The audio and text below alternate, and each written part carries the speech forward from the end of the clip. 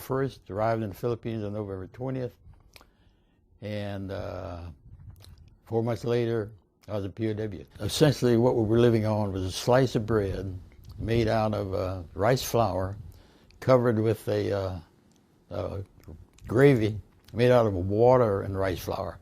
So we were essentially starving to death. After our front lines broke, everybody was told to report back or fall back to the tip of the peninsula. And once we got there, that's when we were told that we were being surrendered and for everybody to destroy all of their arms and ammunition, which is what we did. The rumor started that we were going to be traded for Japanese, but that rumor faded within the first 24 hours. They counted us and then started us out on what is now known as the Death March. The road was about 16 feet wide. It was a road that had rocks, dirt, gravel. So the road was very difficult to walk on. A lot of potholes, a lot of rocks, a lot of gravel, a lot of dirt. They didn't feed us. We did stop that first night, and they surrounded us with guards with machine guns, but didn't give us water, didn't give us food, but at least we were getting rest. During the march, it probably was 105, 106 degrees, maybe 107. And of course, once anybody collapsed, the Japanese immediately killed them. And it looked like the Japanese were really trying to kill us all. I had to live, and that was the main thing that kept me going. I had a positive attitude. I was going to get home. I made goals for myself. I would set goals. I'd look at the distance and see a herd of caribou, and I would say, I have to get to that herd of caribou.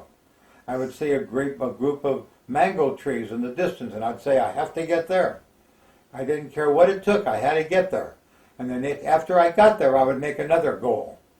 I had hip-hop goals. A little goal, a little goal, a little goal, just trying to stay alive, that was all. It took me 5.5 days to get to the first camp. And then the Japanese commander got up and laid down the rules of the camp and said that if any were broken, the person would be shot, which is words that we expected to hear. And but finally, he was speaking through an interpreter. An interpreter said that you have come here to die. And I thought that was a pretty severe statement. Being in the first camp, Camp O'Donnell, another 1,800 Americans died. And that's an average of 45 a day. And all we were doing was burying the dead. And I remember looking around and deciding that the way people were dying, within a few weeks we would all be dead.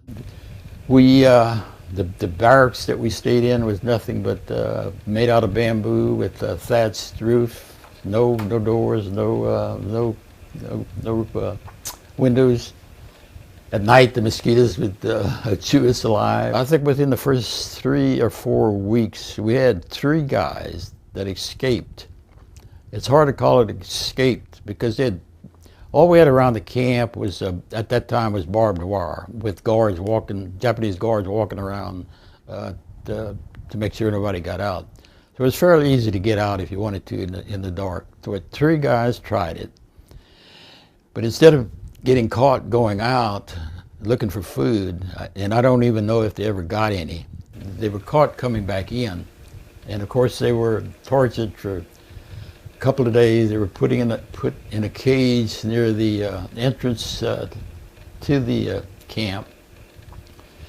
And then 2 days later, late one evening, everybody was called out to watch them where they'd already dug their graves. And they were executed. They put us on a boat, and 1,000 to a hole. There was a hole in front and a hole in back, and we were cramped like sardines. They'd be crying and screaming and praying, and invariably in the morning when the Japanese would open up the hole, there'd be 1 or 2 POWs that died, and we'd just hand them up to the Japanese, and the Japanese would throw them overboard. Finally, it docked, and instead of docking at Japan had docked at Busan, Korea. They'd gone all the way up to Mukden, Manchuria, one of the coldest places in the world. And that's where I stayed until the war ended. Imagine what it was like when I got home. It wasn't a happy occasion that I'd been looking forward to for all those months and years, because my poor mother was just in tears. That's how I found out that my two older brothers had been killed. I tried, but sometimes it was so difficult. You know, when you watch your friends die, there's nothing you can do about that. It's just a sad situation. You can tell your friends, come on, buddy, come on. And when they say, I can't make it, and they stop, you can try to pick them up. But if you stop, you're dead also. So it's a real horrible situation.